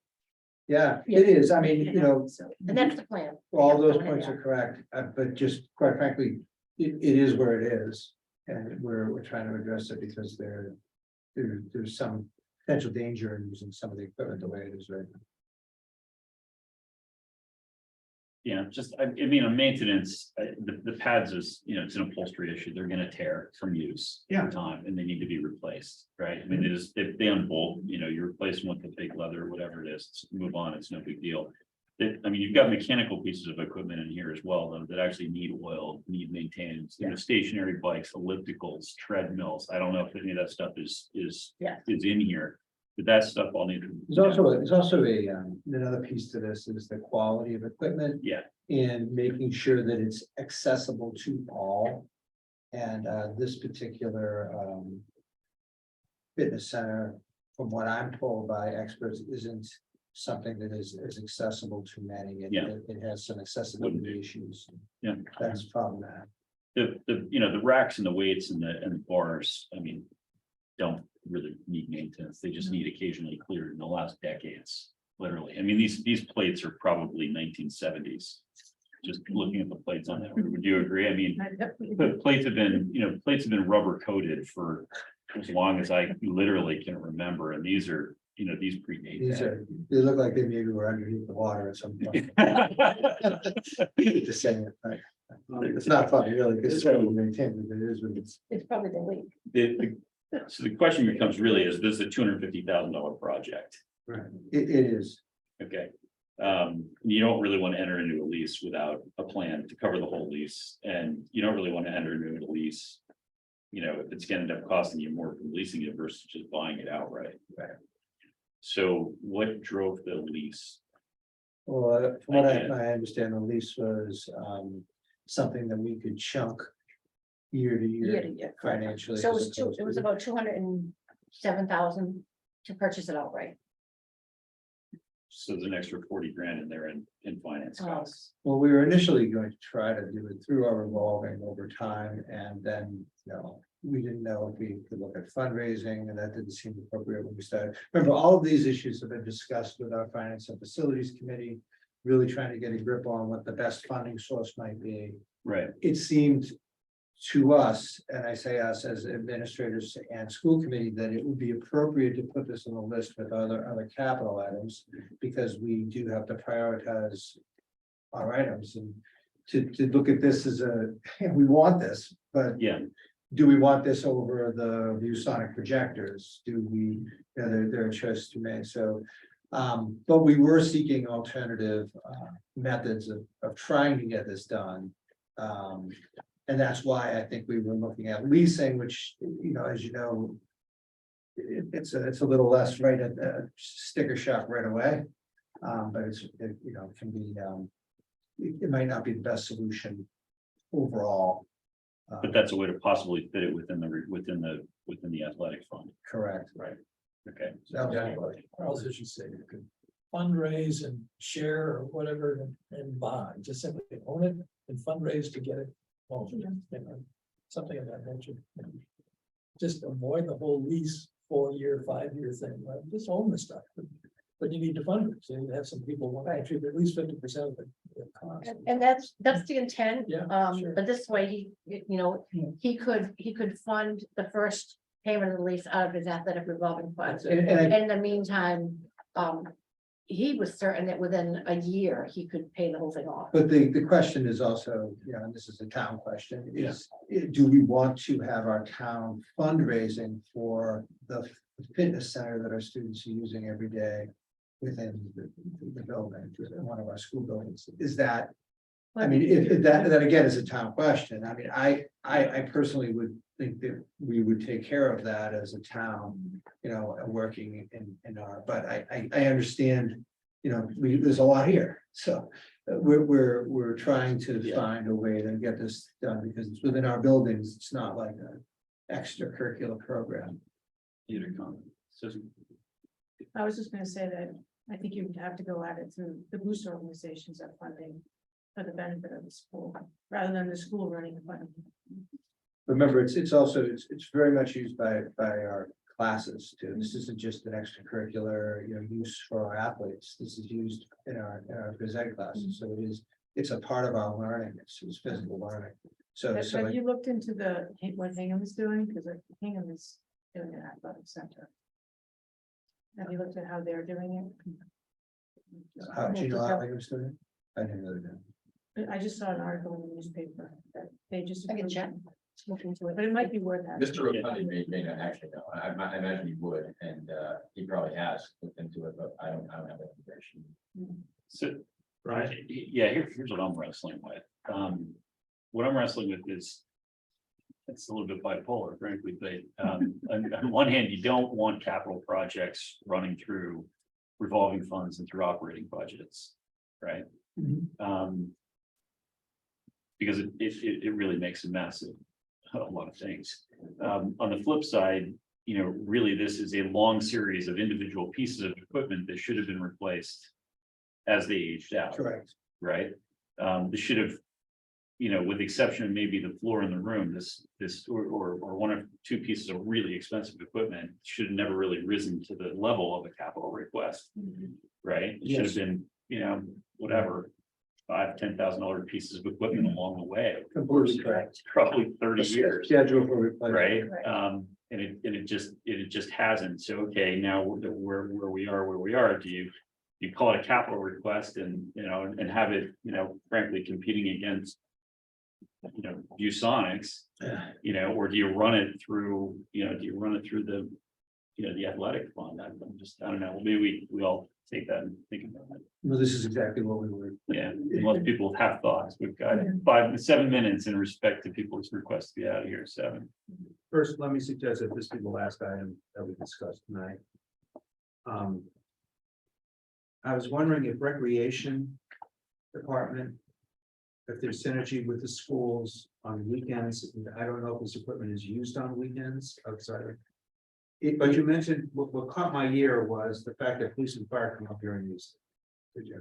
And going to your comment about a townwide fitness, system, not that this would be that.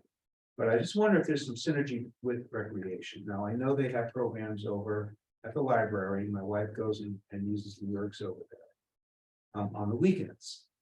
And I wonder if there's a way to bring together recreation and schools to equip such a fitness center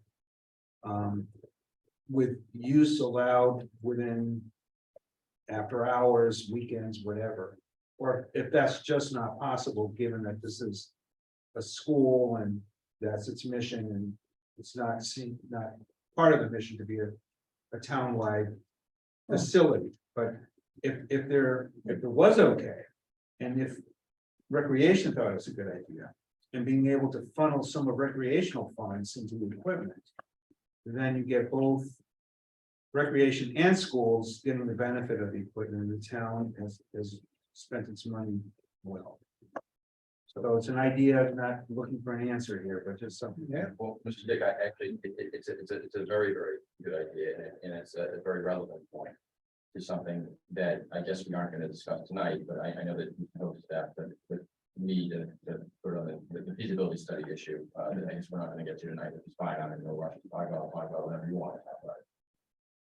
To your point, though, my and a few others' vision for if we do, move forward with at some point in time with building a new school. Okay, the new school, but you'll see in a lot of towns, a school will start to incorporate community assets, performing arts centers, okay, fitness centers, okay, cross-country trails that are also walking trails or athletic facilities that are available to the public, okay, things that the entire community can use. Exactly. Okay, so these assets become community resources. And that is what we need in Cohasset. And your point is very relevant. And I think that in that sense, it becomes a joint effort and a collaborative effort when we're starting to look at these things. But and you consider, routes of egress and ingress, and because you were talking about, after hours, something, well, that becomes less of a concern if it's designed to accommodate people during the day, right? And but you can still connect it to the school so that the students are able to use it for performing arts, learning purposes, for physical activities and physical education activities or athletic activities, all of that. This is the way we need to start thinking, exactly what you just said. But for this is just one of these band-aids I was talking about. And this is just trying to bring our fitness center up to, something that wasn't, basically looking the same way as it was in 1983, right? But, so it kind of relates to sort of a much larger scale issue. But these capital requests are related because the more little things that we do, the bigger thing will allow us to do away with many little things. And so it's sort of a longer term savings. And we're getting into a different topic, but you're hitting on something that relates to the reason why the school facilities committee is asking for $1.5 million for these buildings. So Michelle, I don't know if you can So work some communication behind the scenes and get a feel that this is doable or desirable. I can. I just want to caution everyone that where the fitness center is now, there's no easy way in and out for us the public to access the rooms. And furthermore, I don't know the type of equipment, and it doesn't seem like there's a whole lot of equipment there. And the more use you put on this equipment, that 5-year lease, by the end of 5 years, it may not be any good. But just want to work for the schools. That wouldn't be a good solution for the schools anyway. That location. Oh, Okay. right. Okay, so the bottom line is we should not think about this as a community asset. This is. Not right now. In this, in the current format of this request. Sorry to interrupt. Yeah. But in theory, I totally agree. Okay. We'll probably hit some of these others with Brian Joyce when we do DPW. We've got a minute or two left. Do we want to touch on the scoreboard? Do we not want to touch on the scoreboard? And we've covered it in years past, but it is where it is on the priority list. Let's schedule more time to go through the rest of the list. And let's keep our promise. And let's agree on another date and time for both, Craig's, request. Unless, yeah, I guess the question is, the reason I was asking about scoreboard specifically is because we need Dr. Sullivan and Ms. Owen for the next meeting, given what remains on this list. We'll obviously work to get some of your answers. Is that Bill? yeah, Your answer is yes. Okay. yeah.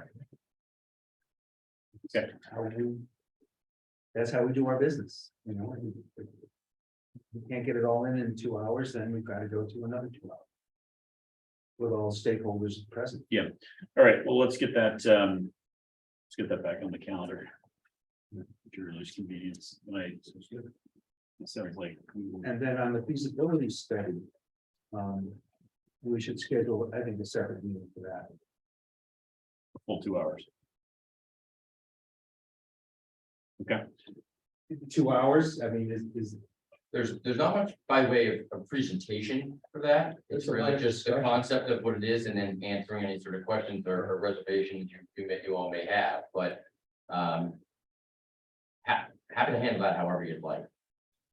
yeah, That's a school facilities committee issue that, no, it's not my issue. I'm obviously strongly about it here, but Yeah. that's. They voted to put it on the warrant Right. and we have to go through you folks to decide how you feel about it. So Craig was gonna rep that committee today. Do we want to just have a meeting with that committee? Yes. Okay, That's, just do a joint committee meeting. yeah, that Okay. presupposes that you're going to do a school. It does presuppose you're gonna- That's the issue in a nutshell. We're not gonna run over tonight, but Well, it's exploratory, it's designed to figure out whether that is the best move for it. I agree, it starts the train leaving the station, but the purpose of it is certainly to explore the wisdom of that. Right. For our community, and that's why, and we need to do that in order to figure out, to make an informed decision, one way or the other. that's a conversation for another day. When is your next school facilities meeting, or when do you regularly meet? I forget, Okay, I'm not the chair of that committee. Okay. Who is? Jason Earl. So I also would suggest that I don't think it's a 9-person committee, so I think we can have like a representative, like a non-quorum number of school facility committee members, probably Jason, myself, and maybe one other. Think of subject matter experts that you would bring Right, on your committee. yes, so we'll do that. There's one gentleman who's involved in school building, and that's why he's on the committee, so he'll probably be interested in going as well. Good. Yeah, we'll keep it under a forum, no, Brian, so just, excuse me, Mr. Hook, so it doesn't have to be a joint session, joint meeting. Well, I mean, we're gonna need to post, because everybody on our committee is Yeah, gonna yeah, wanna we come, will. so there's no reason for you guys to not post, because then if other members of your committee wanna come, they can. You don't wanna be, Fine, you don't wanna be blocked from having to take people in the room. And also, I'd add that, it really would be useful to actually do that walk around based on the A53 architect's recommendation and what we submitted to the school building, the state school building, so we understand what people are talking. Yeah, We really should. we should shoot for that. what did you say, Mr. Gomez, or I didn't hear you? In other words, we ought to do a walk around in the middle school. In the context of having read or at least looked at the AI3 architect review, as well as having looked at what we submitted to the Massachusetts School Building Association. So we have an insight as to what we're talking about. Sure. In other words, to me, that's important.